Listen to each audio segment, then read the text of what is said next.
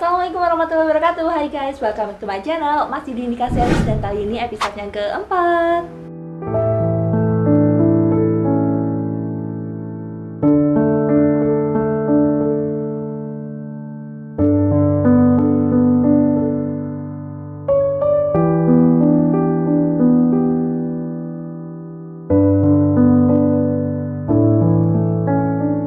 Harus umrah dulu kayaknya. Allah hampir mirip kisahnya denganku. Berdoa di Baitullah, berharap segera menemukan jodoh yang terbaik. Apa harus umrah dulu? Mungkinkah dek pilihan umrah harus disegerakan sepertinya? Apa harus umrah dulu biar bisa doa dipertemukan dengan jodoh terbaik? Sama, aku juga pengen umrah biar bisa ketemu jodoh. Subhanallah mbak, insya Allah aku mau umrah juga, semoga pulang. Kenapa banyak yang pulang umrah langsung dapet jodoh ya? Apakah aku Masya Allah pengen juga kayak mbaknya. Aku juga udah 30 plus belum nikah, belum ada calon. Semoga kisah saya sama kayak mbaknya setelah pulang umrah ada yang melamar. Oke teman-teman, komentar semacam ini itu menjadi salah satu top komen yang muncul di video aku yang pernah FYP. Beberapa di antaranya ada yang nge-DM, bahkan menemui aku secara langsung untuk mengkonfirmasi hal ini. Aku bertemu dengan jodohku sepulang umroh. Itu benar.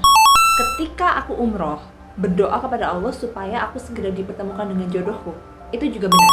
Tapi pernyataan bahwa aku bertemu dengan jodohku karena aku umroh dan berdoa di sana itu kayaknya ada yang harus aku luruskan di sini. Itu tidak salah sih, hanya saja mungkin menimbulkan perspektif yang kurang tepat. Jadi di sini aku itu merasa punya tanggung jawab moral gitu ya teman-teman terkait kesimpulan yang teman-teman ambil, karena sepertinya ada yang kurang tepat, jadi harus aku lurusin di sini. Jadi di video aku itu aku selalu menjelaskan bahwa umroh itu merupakan salah satu bagian dari memaksimalkan ikhtiar untuk menjemput jodoh yang aku lakukan gitu. Kenapa memaksimalkan ikhtiar? Karena yang pertama, ada upaya-upaya yang lain yang sudah dilakukan, bahkan sebagainya masih running, seperti memperluas pergaulan dengan bergabung bersama beberapa komunitas, memperluas pengetahuan, banyak membaca, banyak belajar, mengikuti beberapa kelas, belajar ta'aruf, meminta doa atau mengenalkan dari orang-orang yang terdekat, orang-orang soleh, dan bahkan sampai dijodohkan kayak gitu. Itu sudah dilakukan kayak gitu, meskipun ya masih running beberapa, khususnya dalam hal belajar gitu ya, bahkan masih belajar sampai sekarang. Maka dari itu aku jadi kayak, apalagi yang bisa aku upayakan. Nah makanya salah satunya itu ya dengan aku umroh. Dan alasan yang kedua itu adalah karena buat aku umroh itu adalah sesuatu yang besar dan berat. Wow. Kenapa besar dan berat? Yang pertama, karena memang biayanya besar. Buat aku ini biayanya besar. Aku harus mengumpulkan beberapa bulan bahkan tahun untuk bisa berangkat ke sana. Nggak cuma ngumpulin secara finansial, tapi juga belajar ilmunya, terus juga mempersiapkan mental, fisik. Itu pun gitu ya teman-teman, setelah aku berhasil mendaftar ternyata pandemi dan harus ketunda selama 2 tahun. Jadi sabarnya dipanjangin tuh sampai 2 tahun.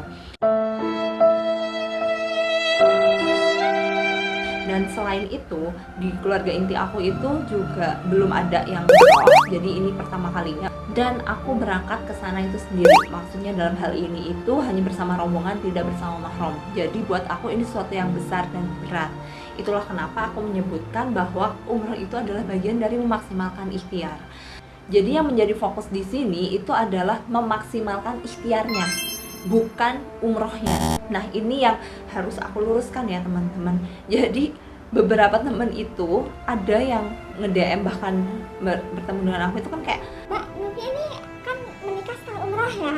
poinnya seolah-olah oh ya karena aku umroh akhirnya Pulang-pulang jadi ketemu jodoh. Iya, itu bagian dari ketetapan Allah. Tapi yang aku ingin tekankan bukan umrohnya, tapi memaksimalkan ikhtiarnya gitu loh teman-teman. Jadi harus ada upaya yang lain dulu, harus mempersiapkan hal yang lain dulu. Seperti kata Ustadz Adi Hidayat, jodoh itu takdir, bukan qadar. Beda antara qadar dengan takdir. Kalau qadar itu ketetapan Allah yang dikukuhkan sebelum kita lahir dan tidak akan berubah sampai meninggal. Anda mau nangis darah, mau nangis jus, nangis air, itu gak akan pernah merubah qadar. Di antara qadar itu misalnya ajal, itu batas usia kita sampai meninggal. Kata Allah, setiap umat saya tetapkan waktu pulangnya. Tapi jodoh tidak, itu takdir. Takdir itu ketetapan Allah yang dikukuhkan berdasar ikhtiar makhluknya. Ikhtiar baru Allah tetapkan, diberikan jalan. Nah kadang-kadang ikhtiar kita keliru, di situ diberikan hidayah untuk menunjukkan pada ikhtiar yang benar. Maka jodoh persoalan ikhtiarnya di Quran surah ke-49 ayat 13. Hei manusia, persoalan jodoh itu terbuka bagi siapapun. Ikhtiarnya terbuka, ayo cari. Jadi kalau misalnya teman-teman menyimpulkan gitu ya, oh ya udah aku umroh aja minta sama Allah supaya segera dipertemukan dengan jodohnya, tanpa ada upaya-upaya yang lain, ya bisa jadi loh ya ini belum termasuk memaksimalkan ikhtiar. Jadi kalau memang teman-teman umroh itu adalah bagian dari memaksimalkan ikhtiar dan itu bisa diupayakan, bisa dilakukan, silakan. Tapi kalau misalnya belum bisa, ya udah minta sama Allah supaya dimampukan. Dan kalau sama Allah masih belum dimampukan juga, ya berarti ada cara lain untuk kita menjemput jodoh. Kayak gitu sih. Jadi harapannya teman-teman itu jangan sampai salah fokus. Ketika kita umroh, datang ke Baitullah, berdoa kepada Allah, dan kita kan menyampaikan hajat-hajat kita gitu kan. Mungkin dalam hal ini ada yang supaya segera dipertemukan jodohnya, segera dikasih keturunan, kehidupan keluarganya membaik, ekonominya membaik, dan lain sebagainya lah. Bisa kita menyampaikan hajat-hajat itu, dan itu adalah sesuatu yang mudah sebenarnya untuk Allah kayak gitu. Tinggal banget buat Allah mengabulkan hal itu tuh sangat mudah gitu lah. Jadi di atas hajat-hajat itu semua itu bagaimana, yang penting Allah itu ridho sama kita, supaya Allah memberikan ketetapan terbaik kepada kita dan kita itu menerima, kita ikhlas dengan ketetapan yang Allah berikan kepada kita. Jadi dibandingkan sekedar hajat yang terkabul, di atas itu semua itu akan lebih baik ketika kita itu memperbaiki hubungan kita sama Allah. Ya kalau kita meminta kan memang kita kepada Allah ya, memang Allah itu tempatnya meminta. Tapi bagaimana kita mempunyai hubungan yang baik dengan Allah itu kan harus diupayakan. Nah, sama halnya ini analogi ya, kalau misalnya teman-teman tuh kerja di sebuah perusahaan, kalau misalnya kita minta naik gaji itu kan ya sama bos kita gitu kan ya, karena memang ya beliau lah yang akan menyetujui apakah gaji kita naik atau enggak. Tapi bagaimana kita bisa mempunyai hubungan yang baik dengan bos kita itu kan harus diupayakan.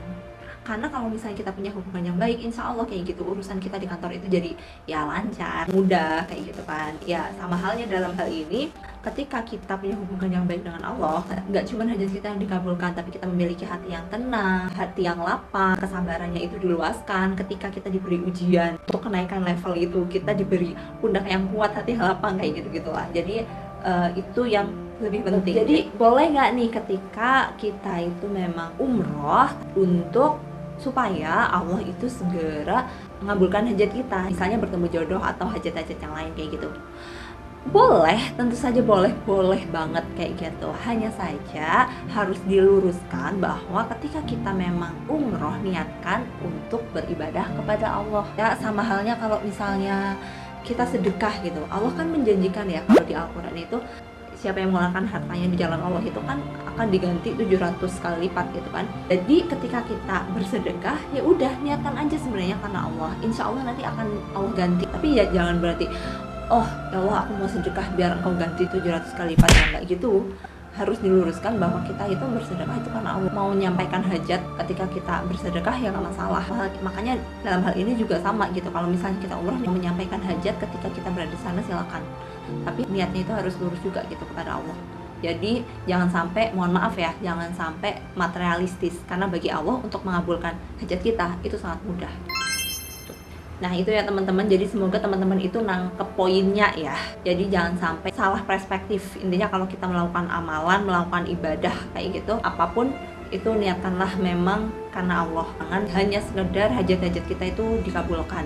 Dalam hal ini misalnya bertemu jodoh, aku mengotakkan seperti ini pun ya seperti biasa ya, ini bukan karena aku itu sudah solehah, aku orang yang selalu punya niat yang lurus, enggak, aku juga sama, aku juga seorang pendosa yang aku masih banyak belajar sekali. Tapi ya seperti yang udah aku sampaikan juga di beberapa video sebelumnya, bahwa ketika aku menyampaikan sesuatu itu ibarat pedang bermata dua kayak gitu, yang mana satu diarahkan ke yang lain. Kalau orang lain itu dapat manfaatnya, bisa menangkap poinnya, alhamdulillah syukur. Tapi yang paling penting itu adalah diarahkan ke aku juga. Dari apa yang aku sharingkan di sini, teman-teman, kita sama-sama belajar gitu loh, bahwa memang segala sesuatunya, apapun yang kita lakukan di dunia ini, ibadah kita itu harus diniatkan dengan niat yang benar, niat yang lurus gitu, yaitu karena Allah.